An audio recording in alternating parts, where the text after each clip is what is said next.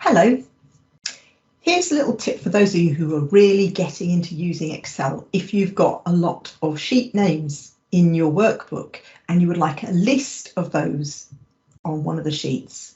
So let me show you how to do this. Now, as a little prerequisite, what you need to know how to do is to create a range name. So if you've never done range names before, you need to go back and watch one of my earlier videos where I show you how to do a range name.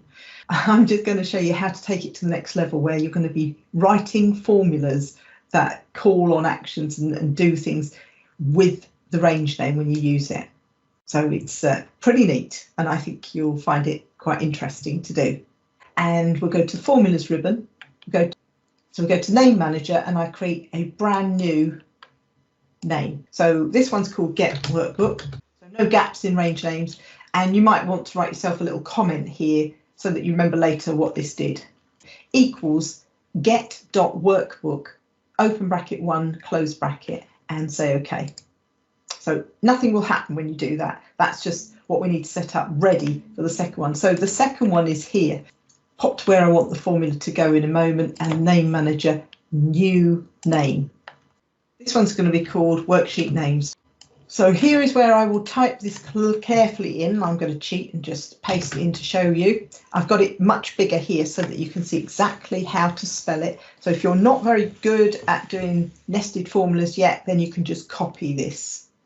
But there are two things that are added to getting the names here. One is we're using a sort to sort them into alphabetical order, and the other one is we're using transpose so that it will go down the column.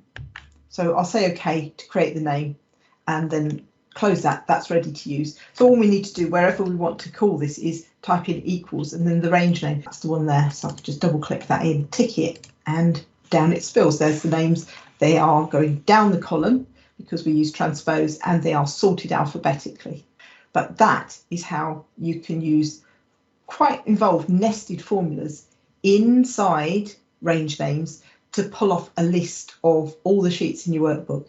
And I think some people will find that handy. Others might just like it because you'd like to have a go at doing something a little bit more difficult than what you learnt on your course.